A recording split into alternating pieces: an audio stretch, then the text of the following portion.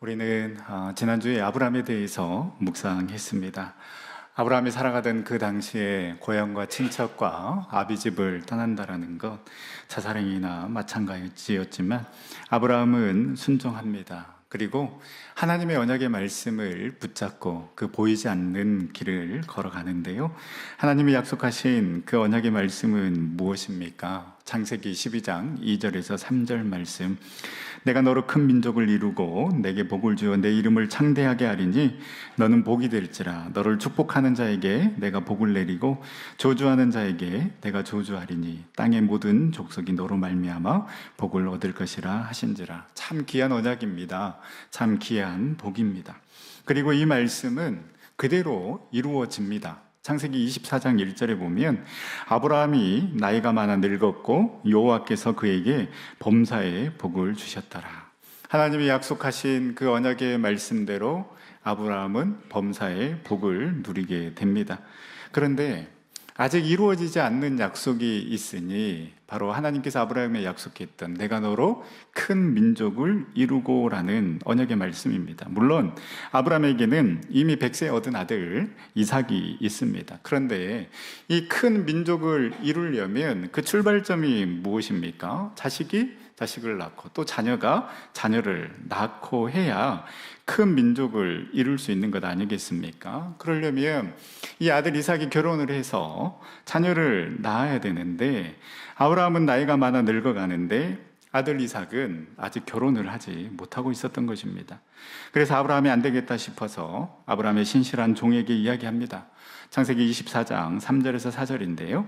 내가 너에게 하늘의 하나님 땅의 하나님이신 여호와를 가리켜 맹세하게 하노니 너는 내가 거주하는 이 지방 가나안 족속의 딸 중에서 내 아들을 위하여 아내를 택하지 말고 내 고향 내 족속에게로 가서 내 아들 이삭을 위하여 아내를 택하라. 이방 여인들 중에서 찾지 말고 고향으로 가서 내 아들의 아내를 선택해서 네가 오라는 것입니다. 이렇게 한 이유는 분명합니다. 하나님께 택함받은 언약의 가문으로서 이 혈통의 순수성을 보존하기 위함이고 더 큰 뜻은 이 가나안 땅에 타락한 그 이방 종교에 물들지 않고 신앙의 순수성을 계속해서 지켜나가기 위함이었습니다. 아브라함은 이러한 확고한 믿음의 신념, 가치관이 있었습니다. 무엇을 해야 하는지 또 무엇을 하지 말아야 하는지를 분명히 알고 있었습니다. 하나님의 부르심을 받아 신앙의 길 걸어가는 우리도 마찬가지입니다. 무엇을 해야 하는지, 무엇을 하지 말아야 하는지, 어떤 행동을 해야 하는지, 어떤 행동은 하지 말아야 하는지 우리는 분명히 알고 있어야 합니다. 왜 알아야 합니까? 성도는 세상의 가치관 그리고 세상의 기준과 그 하나님 기준 사이에서 결단을 해야 하기 때문입니다. 그냥 있으면 그냥 우리가 교회 다니면 그리스도인이 되겠지, 천만의 말씀입니다. 세상은 우리를 가만히 두지 않습니다. 그렇기 때문에 우리는 끊임없이 주님의 뜻이 어디에 있을까? 주님은 무엇을 원하실까? 고민해야 하고 그 고민들 가운데 하나님이 원하시는 것을 선택하는 훈련을 해야 우리는 믿음의 길을 걸어갈 수 있고 이 편안함이라는 유혹을 물리칠 수가 있고 하나님 편에 설 수가 있습니다. 아브라함에게 있어서 여러분 편한 것은 무엇입니까? 그냥 그 땅, 가나안 땅에 여인을 얻으면 참 편합니다. 그런데 이 편안함이 하나님이 원하시는 것이 아니기 때문에 단호하게 거절하고 불편함을 택한 것입니다. 여러분 삶의 자리에서 우리는 너무나도 편한 것만 선택하고 있지 않습니까? 하기 쉬운 것만 선택하고 있지 않습니까? 그러면 그럴수록 우리는 하나님의 뜻과 멀어지고 있다는 것을 기억하시길 바랍니다. 예배의 자리, 기도의 자리, 헌신의 자리 결코 쉽지 않습니다. 그런데 이 자리에 가지 않으면 그만큼 편하고 좋습니다. 그 시간에 더 많은 걸 할 수 있고 즐거운 시간 보낼 수 있습니다. 내가 우리 주님 앞에 11조 드리지 않으면 그만큼 더 좋은 것 살 수 있고 편하게 지낼 수 있지만 편하면 편할수록 그만큼 주님과 멀어진다는 것을 우리는 기억해야 합니다. 그래서 여러분 우리가 편안함보다는 그 주님의 뜻이 어디에 있는지를 늘 고민하며 편안한 길이 아니라 불편한 길, 좁은 길을 걸어감으로 인하여서 주님 편에 서고 주님이 원하시는 삶을 살아가는 저와 여러분들이 될 수 있기를 간절히 소망합니다. 이제 아브라함 종은 그 아브라함의 아들 이삭의 아내를 구하러 가는데요, 낙타 10필에 모든 좋은 것을 가지고 메소포타미아 나홀의 성에 이르게 되는데요, 지금 아브라함이 있는 이 가나안 땅 헤브론에서 메소포타미아 나홀의 성까지는 약 800km가 떨어진 거리입니다. 걸어서 약 20일가량 소요되는 거리였습니다. 이 아브라함 종 입장에서는 아니, 주인의 아들이 결혼하는 건 나와 무슨 상관이 있나?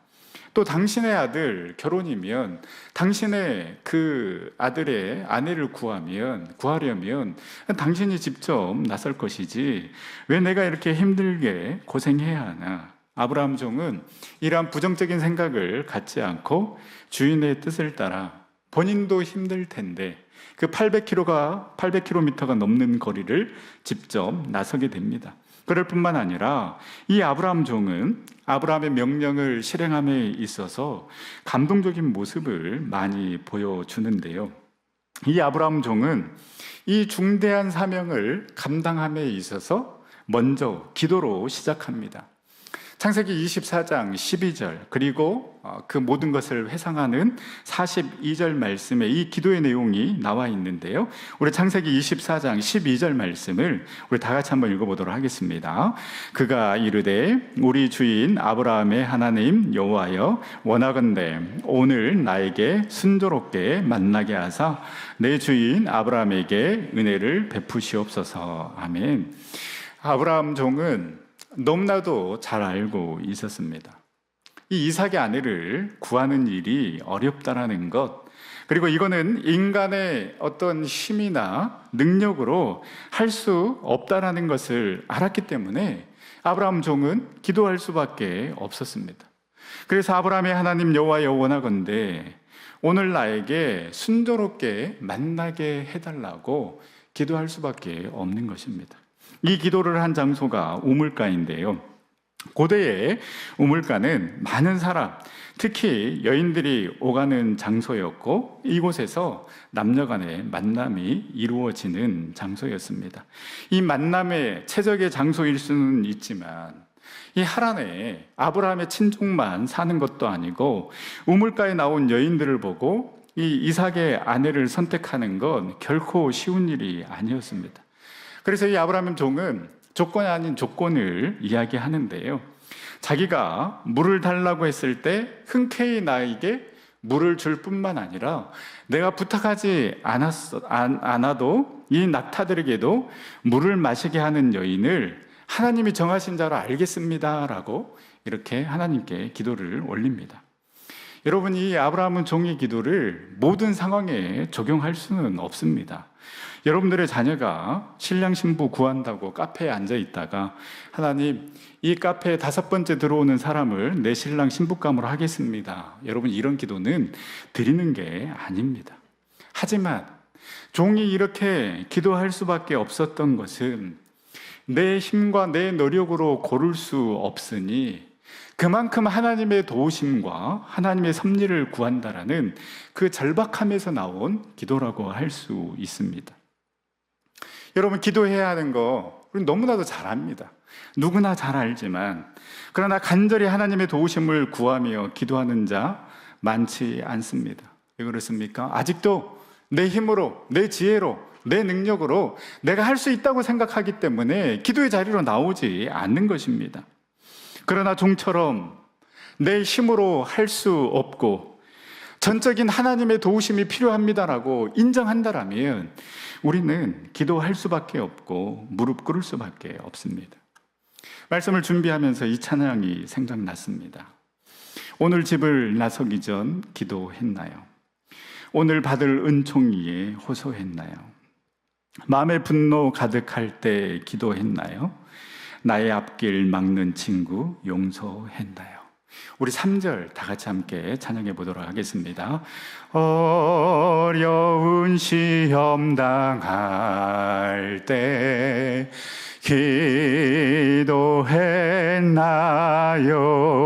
기도했나요? 주가 함께 당하시면 능히 이기리. 기도는 우리의 한시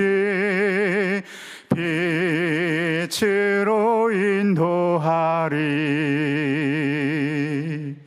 앞이 캄캄할 때 기도 잊지 마세요. 아멘. 그렇습니다, 여러분. 어떤 어려움이 있습니까? 어떤 걱정이 있습니까? 무엇 때문에 불안해하고 답답해 하십니까? 우리의 힘과 능력으로 할 수 없기에 다시 한번 주님 앞에 나와 주님의 이름을 부르며 그 주님의 도우심과 인도하심을 구하는 기도를 드릴 때에 찬양의 고백처럼 우리 주님께서 이기게 하시고 빛이신 주님께서 우리를 가장 선한 길로 인도하여 주실 줄 믿습니다. 이렇게 기도가 끝나자 어떤 일이 일어나느냐, 15절에 보니까요, 말을 마치기도 전에 리브가가 물동이를 어깨에 메고 나오니 그는 아브라함의 동생 나홀의 아내 밀가의 아들 부두엘의 소생이라. 이 장면을 기억하고 리브가의 오라버니 라반에게 아브라함 종이 이야기하는 대목이 45절에 나오는데요, 이 45절에는 내가 마음속으로 말하기를 마치기도 전에 라는 표현을 사용했습니다.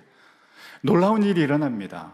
기도가 끝나자마자 우물가의 여인이 나타나는데 그 여인이 리브가입니다.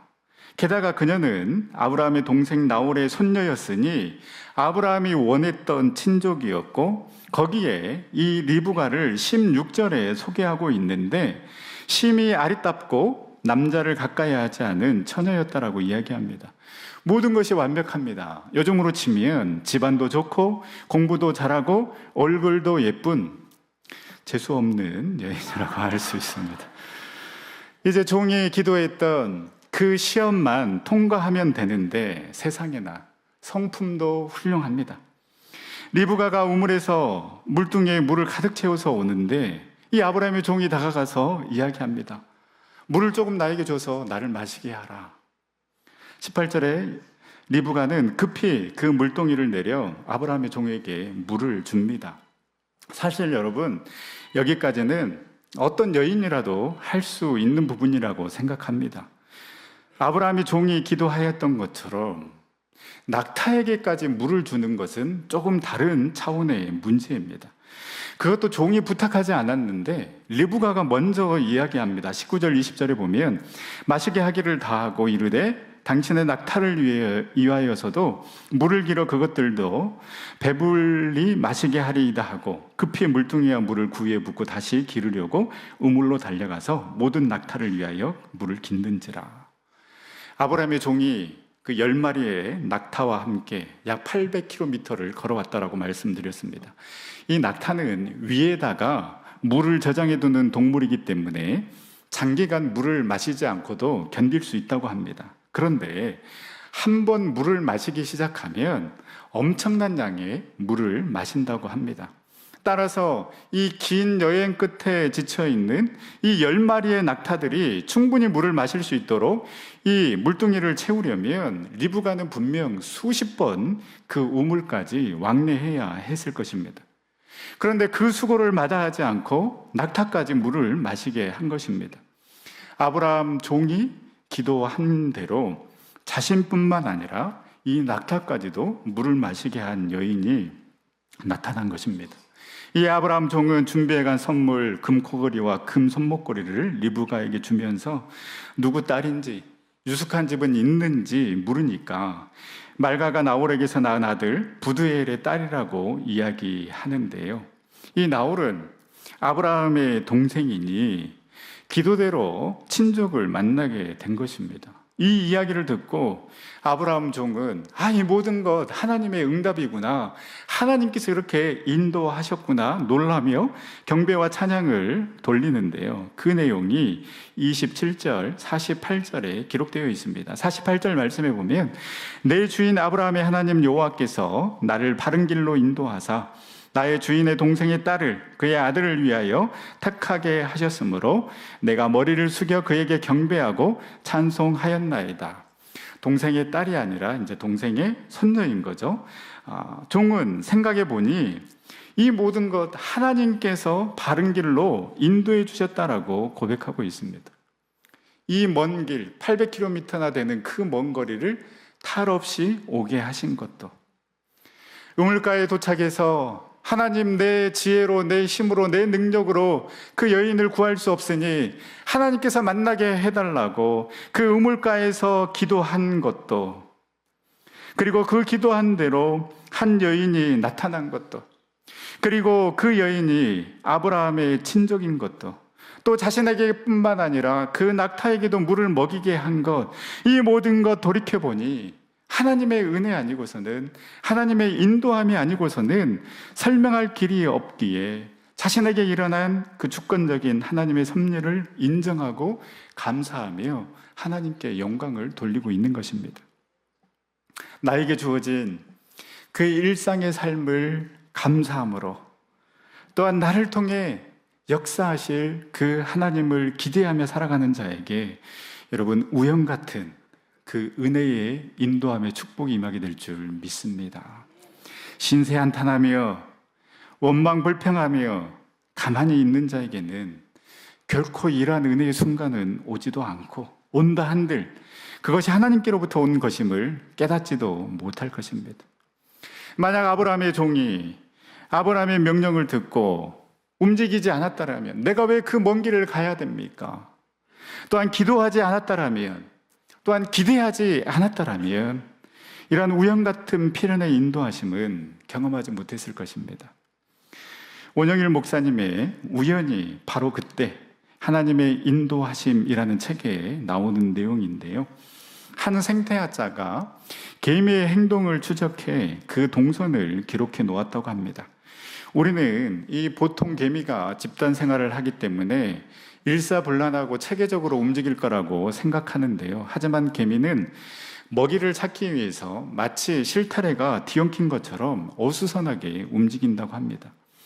당연히 먹이가 어디에 있는지 모르기 때문에 그렇게 움직이는 건 아니겠습니까? 그 동선을 보면 분명히 이 개미는 방황하고 있는 것이 정확한데, 이 왔던 자리도 무수하게 다시 오며 돌아다닌다고 합니다.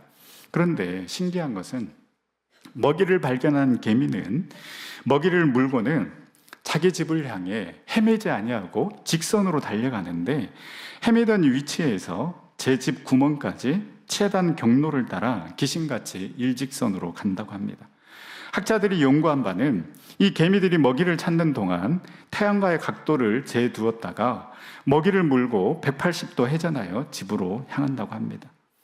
우리는 개미가 똑바로 자신의 집을 향해 회귀하는 그 곧은 선만을 생각하고 그 먹이를 찾기까지 수많은 궤적을 그리던 곡선들을 무시하고 낭비라고 생각하는데, 개미가 지나간 그 어수선한 그 수많은 동선들이 의미가 없지는 않습니다.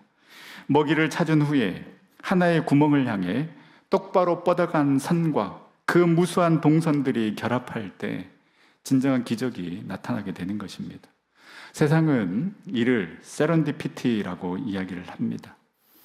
완전한 우연으로부터 중대한 발견이나 발명이 이루어지는 것을 말하며, 특히 과학연구 분야에서 실험 도중에 실패해서 얻은 결과에서 중대한 발견 또는 발명하는 것을 이야기를 합니다. 세상은 우연이라고 이야기하지만 우리는 하나님의 섭리라고 고백합니다. 사랑하는 전성교 성도 여러분, 하나님은 우리의 실수의 퍼즐, 실패의 퍼즐, 그리고 방황의 퍼즐 하나도 버리지 아니하시고 다 사용하셔서 완벽한 그림을 완성하시는 하나님이심을 여러분 믿으시기를 바랍니다. 개미가 방황하는 그 모든 궤적이 다 의미가 있어서 결국은 그 방황한 궤적 때문에 정확히 집으로 돌아가는 것처럼 우리가 경험하는 그 모든 삶의 걸음 또한 하나님께서 사용하시는 의미 있는 걸음이 될 줄 믿습니다.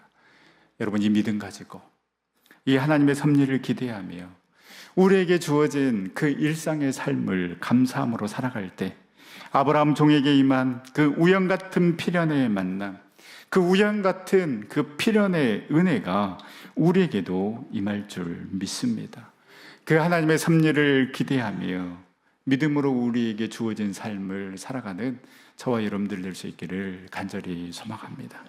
이 모든 과정에 이야기를 들은 리브가의 아버지 부두엘과 리브가의 오빠 라반은 50절, 51절에 이 모든 일이 여호와께로 말미암았으니 우리는 가부를 말할 수 없다라고, 리브가가 당신 앞에 있으니 데리고 가서 여호와의 명령대로 그를 당신의 주인의 아들의 아내가 되게 하라 라고 이렇게 이야기를 합니다.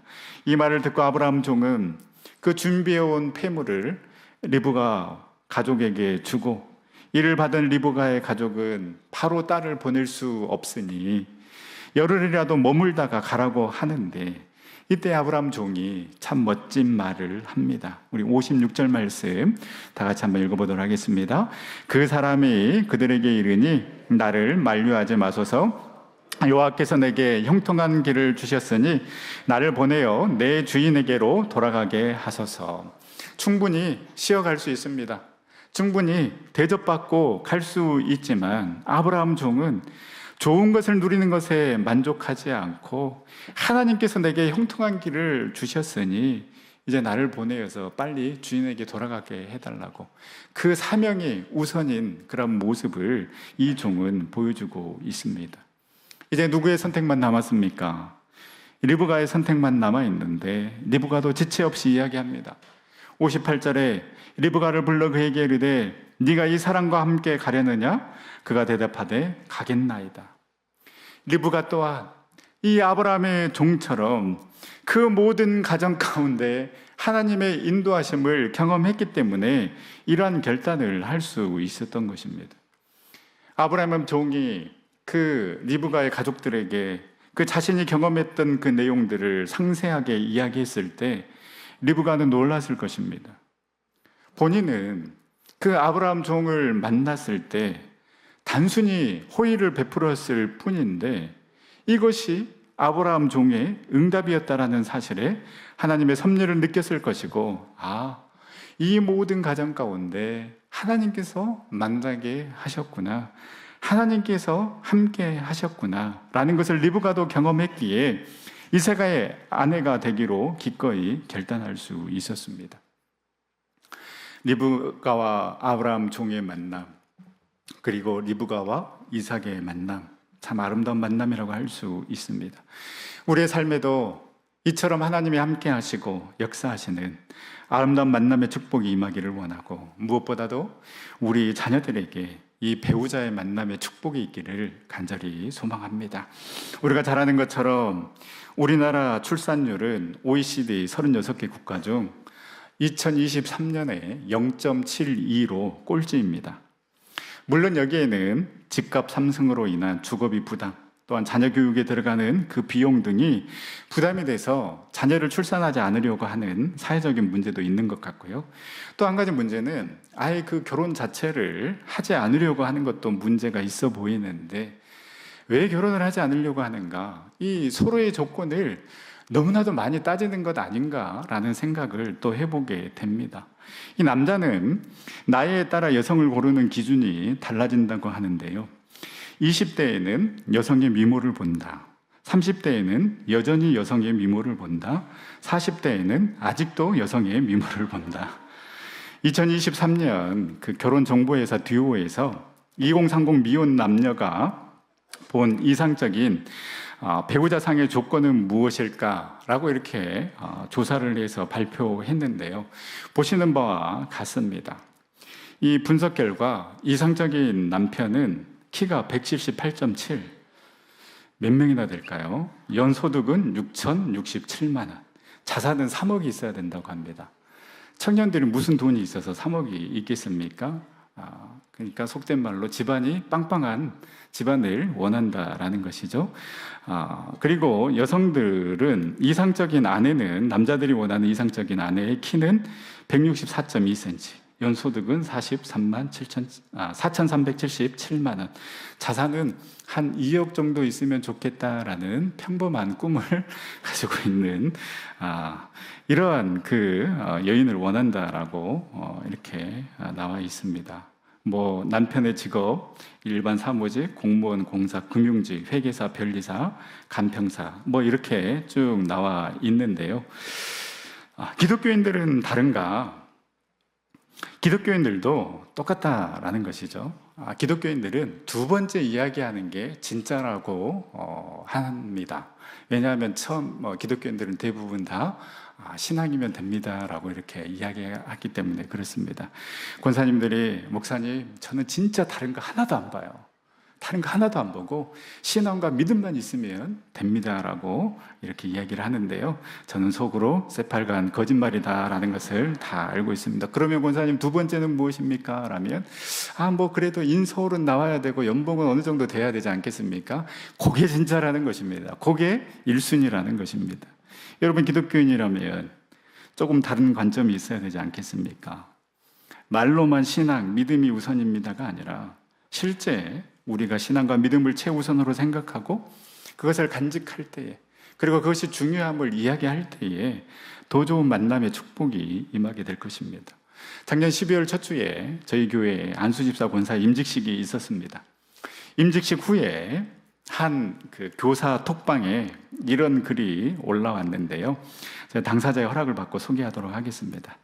권사 임직을 받으면서 오빠를 처음 소개로 만났고 교회를 다니지 않는 사람과는 만남을 이어갈 수 없다라는 나의 말에 9주부터 서울 사랑의 교회를 다니기 시작했습니다. 그때가 지금으로부터 벌써 23년 전 일입니다.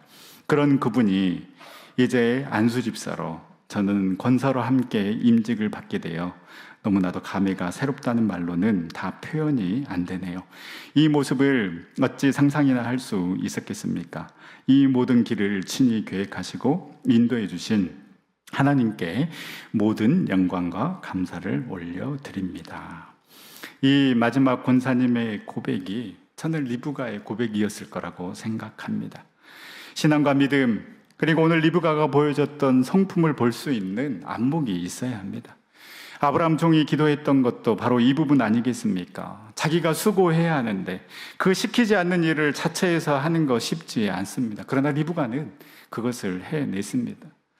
신부감을 구할 때 다른 그 어떤 것보다 리브가처럼 아름다운 성품을 간직하고 있는 배우자를 만날 수 있도록 기도하시길 바랍니다. 그리고 더 나아가 이 모든 일에 하나님께서 함께 하시고 하나님의 일하시고 계심을 고백하며 깨달을 수 있는 그 영적인 민감함을 가진 자, 그리고 그 믿음의 결단을 통해 하나님의 뜻을 이뤄가는 자를 만날 수 있도록 우리는 기도해야 할 것입니다. 그렇다면 어떤 신랑감을 만나야 하는가? 제가 다 적어놨는데 다 지웠습니다.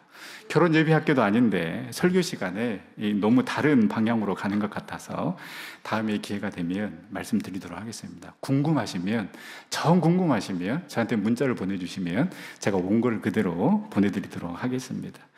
리브가는 자신이 결혼할 사람이 어떠한 사람인지, 가나안 땅은 어떤 곳인지 자세한 설명조차 듣지 못한 상황이었습니다. 그럼에도 리브가는 하나님의 뜻을 깨닫자, 이 모든 것이 하나님께서 함께 하심을 깨닫자 즉각 순종을 결단한 것입니다. 리브가는 남편을 맞이하는 데 있어서 인간의 조건이나 바람이 아닌 오로지 믿음의 선택과 결단을 통해 아브라함의 종을 따라갔고, 결국 그 걸음이 하나님의 원대한 계획 가운데 들어가는 귀한 걸음이 되었습니다. 말씀을 마치겠습니다. 하나님은 저와 여러분들의 삶을, 모든 걸음을 인도하십니다. 아브라함의 종을 인도하셨던 것처럼 우리의 입술을 통하여서 하나님께서 인도하여 주셨습니다, 하나님께서 형통케 하여 주셨습니다라고 고백하게 하실 것입니다. 이제 우리는 묵묵히 우리 길을 걸어가면 되는 것입니다. 그 길 가운데 함께 하시는 하나님을 기대하며 바라보며 나아갑시다. 그리고 그 믿음의 길 걸어가는 가운데 하나님이 보여주시는 그 분명한 사인이 있을 것입니다. 그때 리브가처럼 지체하지 않고 결단함으로 그 하나님의 뜻을 이루어 나가는, 그 하나님의 원대한 계획 가운데 우리가 들어가는 그 놀라운 축복과 은혜를 누리는 우리 전생의 모든 성도님들 다 될 수 있기를 간절히 소망합니다. 우리 하나님께 찬양하며 기도 자리로 나아갈 때에 우리를 지켜주시고 인도하여 주시는 그 주님을 신뢰하고 믿음의 눈으로 우리 주님을 바라보게 하여 주시옵소서. 그 놀라운 일을 행하실 하나님을 기대하며 나가게 하여 주시옵소서.